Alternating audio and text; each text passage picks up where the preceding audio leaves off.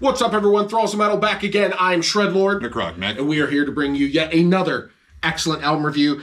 This time, we are giving you the brand new release by Heaven Shall Burn, Heimat. That is legit how it's pronounced. Anyway, this also comes out on the 27th of June on Century Media Records. This band formed in 1996 in Germany.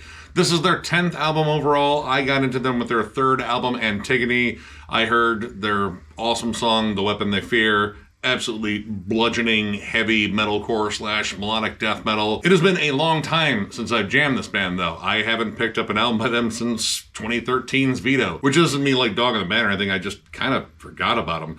Kind of forgot about Caliban too, which was kind of a band that ran alongside them in terms of like Germany's metalcore bands. Those were probably like the two big ones. Like kind of how we have, Killswitch Engage and like, what would be the next one down? God. Would it be like As I Lay Dying? Let's not count them. We'll go with like Unearthed or something like that. They kind of like, ran in the same scene and delivered, pretty much straightforward melodic metalcore, but a lot more melodeath, I would say, was like in their sound. And I was honestly kind of curious about this one. Like I hadn't listened to this band in a while. And good news, nothing has really changed at all. This band still sounds almost exactly like they did back when I was jamming them heavily in the mid to late 2000s. Yeah, two things. Number one, you're going to be wondering why I'm wearing these goggles. Well, Nick's always wearing sunglasses and I feel left out. So I just felt like, I needed some shades as well. Number two, I've definitely heard of Heaven Shall Burn and heard songs here and there. I've never, ever listened to a full album until right now. And the opening track, Ad Arma, is one of what would end up being 3 instrumental tracks on here that really draw a comparison to Braveheart, maybe. It's heavy on the violins, heavy on the drama. It definitely harks to Braveheart to me. To me, I just see, drone shots of sweeping valleys and rivers and babbling brooks and maybe, like, an oceanside. It's very atmospheric, and it's really pretty. It really is. We'll get into the strings, in terms of this album in general, but that's how it opens up, and it's almost kind of like soothing and somber, and again, very pretty. And then you get into War is the Father of All, and it kind of steps up the game, stomps in. You have these big, kind of gothic choirs that come in. Some of the symphonic elements do carry over, but this is just a groovy, riffy, chuggy, just mean, heavy song. And again, this kind of sounds exactly like where I left off with Heaven Shall Burn. Nothing's really changed here, but, nothing really has had to. For me, the opening track took me in about 5 or 6 different directions. It started out epic, it got heavy, it got super melodic and epic, then it drops out to a clean part, goes back. So it felt like they wanted to show me everything that they were about in the opening song. Technically it's not the opening track, but I felt like they threw everything they were about in the opening track because it took you to a lot of different places right away, which foreshadowing, when you give me everything you got right up front, there's not many places you can go afterward. Yeah, and it also kind of showcases how big the production is on here, which this was done by Tua Madsen, who has worked with countless bands that I listened to in that era as well, like The Haunted and Dark Tranquility. Big punchy drums, big heavy guitars. It's very rich and grand sounding, but it doesn't feel like necessarily overproduced. But as the album goes on, honestly, this was kind of a big nostalgic trip. This band, again, has kind of had its, feet kind of bridging 2 camps. There are points where it's hard for me to call them a straight up metalcore band because they do flat out melodeath songs. And that is once again on display here with songs like Confounder, Empowerment, which is bright, shimmering, very anthemic, as well as songs like A Whisper from Above and Dora. You have all the big, melodeath hooks, lots of guitar harmonies in here. This is big on harmonized riffs, not a tremendous amount of lead play per se, but frequent harmonies. And that's, kind of a trope of, melodeath in that era. There's definitely a lot of stuff in here that is very comparable to early to mid In Flames. It does kind of traipse, I would say, about as close as maybe Reroute to Remain at points. And also Soilwork in terms of the big epic melodies. In fact, you get some moments on here where you get that double time fast stomp and big soaring melodies, but growled vocals. That's just, I don't know, like kind of like bordering on power metal, but you growled over it, so it's totally not. Yeah, I did appreciate that on the album, that with the exception of Jesse Leach, who's on here because of a Killswitch cover, they really kept the vocals all just harsh and dirty. And for me, it's a must. When you have a lot of this uplifting, epic things going on with the music, the way to keep it grounded in that heaviness has always been to keep the vocals there, at least for me. And I was so glad that they didn't just, get real sing-songy with it. They let the instruments carry the weight of the melody and kept the vocals just aggressive. Yeah, Marcus has always had just a very distinct scream/growl. It's generally very layered. They do a lot of gang vocals too. In terms of any breaks from that, occasionally he does like that, very hardcore, like belted out spoken word, kind of like rousing the crowd.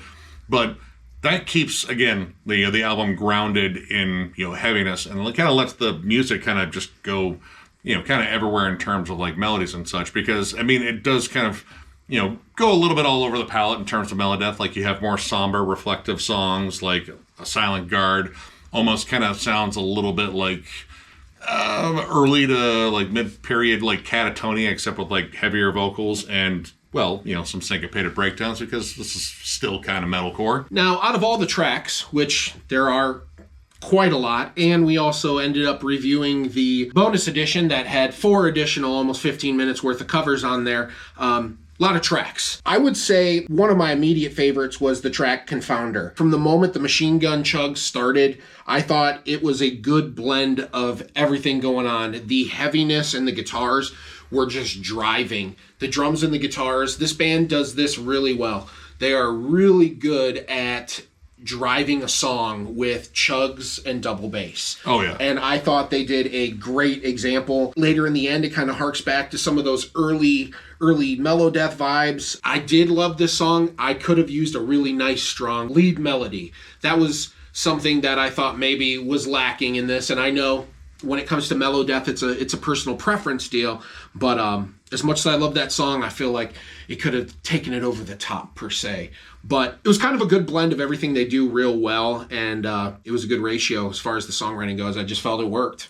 Yeah, for me, like A Whisper from Above being a little bit faster, a little bit more, like, I don't know, just like urgent, I guess, because a lot of this is very groove-laden. And, there are points in here, like, My Revocation of Compliance, where it almost feels like a blend of, like, bolt thrower grooves, but with, like, Earth Crisis level, like, hardcore kind of, like, snarliness. But when they get into, like, melodic territory, I like that it is very energetic, and, it still kind of has, like, a good punch to it. Like, again, A Whisper from Above, which has really interesting subject matter. It's about a nurse that was smuggling out children during World War II to keep them from the Nazis, which, this band is very in tune with their country's history. But it kind of reminded me a bit of, like, a song that could have been on, like, In Flames' Come Clarity, which, for the record, if we ever rank In Flames, that's the last one I enjoyed.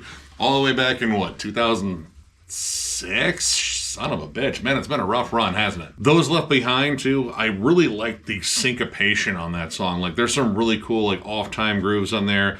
And I like that song, after, like, a good run of, like, more melodic songs, it kind of strips back the melody, gets right back down to the chuggy riffs. It's notably more aggressive. And I like that it saves kind of all the melody in the song for this pretty little bridge with, like, these really nice guitar harmonies that definitely harks to Killswitch Engage. And, yeah, we brought it up here earlier. They do a cover of Numbered Days off of Alive or Just Breathing with Jesse Leach, and fuck, it's awesome. I was back in high school. Oh, dude. I remember when I got that album, and I kind of picked it up on a whim just because it said Roadrunner on the back. Back when you could trust that label. Can't do that now. But that album blew me away, and legit, it's one of my favorite metalcore albums ever. I still jam the shit out of it, and they crushed the cover. They didn't necessarily, try to change it too much. They did add some blast beats in some sections, but I like the fact that, A, they got Jesse in there, and B, like, it just feels like the original still. Like, it has that same vibe. It still feels anthemic, but not cheesy. Jesse sounds fucking amazing on it. And I like the fact that they just didn't get him for the clean vocals, because Marcus I don't think has ever sang. If he has, I probably ignored it because I just liked his growl. But Jesse comes in and growls with them. Like, you get this, like, kind of gang vocal growl. They trade off at points. There's, like, maybe, like, an additional bit of intensity. And I will say, like, the drum work is maybe a little bit better on this version than the original because that was back when Adam D was on drums. Yeah, as much as we like Adam D, he should stick to guitars. That's where he's best. Baseline, this album, to me, feels like kind of like an amalgamation of like this band's entire career. Like, kind of captures all the things that they've been good at over the years. And, you know, as I said, this band hasn't really changed much over the years. And that's both good and bad, I guess. You know, good in terms of the sense, like, yeah, it's consistent. You kind of know what to expect. The only thing that they've really changed on here, I mean, you know, they had some band member changes, but in terms of the sound, it's been pretty much the same. But some of the production's gotten bigger. Some of the themes have gotten more grandiose. But at the core of it, it's gotten kind of the same. Bad part of that is, I feel like, well, you know, some of it has gotten a little bit stale, and because there isn't like a tremendous amount of variety on this album, and there are a lot of tracks, it kind of does wear out its welcome at points. After the maybe first 3 or 4 songs, it gets kind of formulaic. I find that a lot of the format of the songs were very similar. Heavy chug, mellow melodic chorus, maybe another heavy chug of some other kind, rock the heavy chorus. It wasn't a lot of variety. Breakdown too. Of course. Yeah. You got to have the breakdown, of course. And they did do some cool breakdowns. But for the most part, it was very much just kind of the same 3 or 4 basic concepts as far as different song parts go. Just kind of, you know, switching this one up, but putting it in the same spot. Switching this one up, putting it in the same spot. It did get a little repetitive. There are occasional moments to kind of break it up. Like, Confounder kicks in with, like, very electronic synths. Like, it sounds like something you would hear in a Fear Factory album, and then when you get into the, you know, broken down, chuggy, syncopated groove, like, oh, well, it's really Fear Factory. But I feel like at a certain point that this band kind of like leaned in really heavily on the anthemic vibe, the empowerment vibe. Like, Empowerment was a big tonal shift in terms of the album early on, where it got very bright. You got like heavy open strumming, and it kind of has that more, I wouldn't call it sing-songy because they're not singing, but it has that sort of quality, and I feel like they kind of like leaned into it, which is like kind of a complaint of mine with, like, you know, modern Arch Enemy or modern Creator. I feel like they kind of latch on to that vibe too much, and you kind of lose that hardened, you know, kind of snarling edge. Now, it does pop back up on here, and there are giant chuggy riffs aplenty. But again, like, one of the big issues on here was it was too long. And one of the things that kind of added to that length was the fact that there is an intro and outro. And a middle tro. Yeah, pretty much the side B when you flip the vinyl. You got to kick off with strings, which the strings in here are lovely. And honestly, they sound real, but I didn't need them because, like, that's like an extra 5 minutes on here. And the album itself, without the bonus tracks that we're going to get into, is about 50 minutes long. And you start feeling the length because, as we said, like, there's not like a tremendous amount of variety, but they're doing what they do pretty damn well. Now, the bonus tracks were kind of interesting, and I kind of made Shred do these because, like, all right, listen, they're here, we might as well do it. And I didn't copy the names down. I refer German song name 1, German song name 2, German song name 3. Destroy Fascism was the only one in English. Yeah, from a Finnish band, which is really interesting. But, yeah, they have 4 bonus tracks. 3 of them are covers, and one of them is a collaboration with a German punk band called the Do Nots. And that song is Keinen Schritt zurück. I might have got that kind of right. I don't know, maybe. A good chunk of this, or at least half of these bonus tracks, are more punk-related, and I don't know, like, maybe it's the band kind of, like, paying homage to, like, bands that influenced them. Or they grew up with, maybe. Yeah. Like, most of these bands, actually, all of these bands I haven't heard of. The second one on here was Schweinerbist. It was like a prison riot song. A lot of these are heavy punk bands, or punk, you know, aggressive punk bands. More of like an oi punk thing. I mean, it's fun. Oi!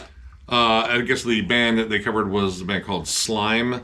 And then Eisenkopf is from a German groove metal band that I had never heard of, called, was it Schweitzer? Schweitzer. I don't know. Schweitzer, the Welders. The Welders. And, yeah, it stands for the Welders. That cover was actually pretty decent. Yeah, I mean, for a band I'd never heard of before, but immediately, like, it sounded familiar. It sounded like 90s groove metal. Like, it had those, you know, syncopated kind of chugs. Like, it sounded like a prong song with, you know, German lyrics. And then the last song, Destroy Fascism, Too Good to Steal edition. Pretty much what you'd expect. It's the only edition I've ever heard. Angry punk. Yeah. There's a band called Enstand from Finland, and apparently they were like a hardcore staple for a little while in the 90s. And yeah, it was pretty solid. Like, overall, I thought this was a pretty good album. There's a lot of nostalgia attached to this, especially with Numbered Days. Like, you know, those two bands were pretty much, you know, like around at the same time and kind of like were anchor points in their scenes. So it's kind of cool seeing them together. And hearing them cover a bunch of bands that I'd never heard of, but I'm reasonably sure were like influential to them, I thought was pretty cool. But overall, I'm going to give this 3.5 stars. I do think it is kind of bogged down by the length of it, and there isn't a tremendous amount of variety. And I do like it. It sounds good. It sounds like Heaven Shall Burn. It is totally what I expected. But at the same time, like, I feel like they've definitely done this album before. You know, they have a very particular sound. They execute it well. There's really good melodeath harmonies on here. There's awesome beefy chugs and breakdowns. It's just, you know, again, it's not a tremendous amount of variety to their sound. But at the same time, you know, there's also a lot to be said about consistency and executing your sound, you know, well, consistently throughout your, you know, discography, which I would say this band has done. If you're a big fan of, again, early to midpoints, In Flames, Killswitch Engage, Unearth, maybe like a little bit of Shadows Fall, minus solos, solo work, stuff like that, check this out. I'm going to be a little bit different here. I'm going to give this a 3 out of 5. I'm going to use my description of this as the Taco Bell analogy. And what I mean by that is all the ingredients at Taco Bell are delicious, okay? I like Taco Bell, of course. It's awesome. They try to take the same 4 or 5 ingredients and serve it to you at different price points, i.e. different songs. What's a taco? Meat, cheese, lettuce, and a shell. What's a quesadilla? Meat, cheese, some vegetables, and a shell. You know, it's the same 5 ingredients, just switched up. And to add the fact that there's like 15 or 16 tracks.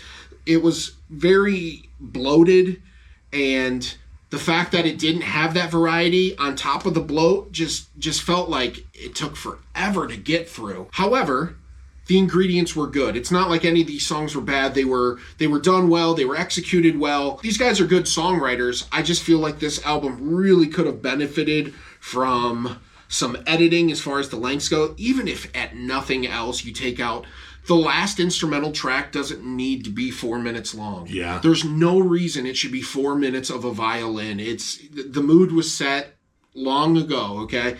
So I don't know if that's just them trying to be artistic, pretentious, doesn't matter.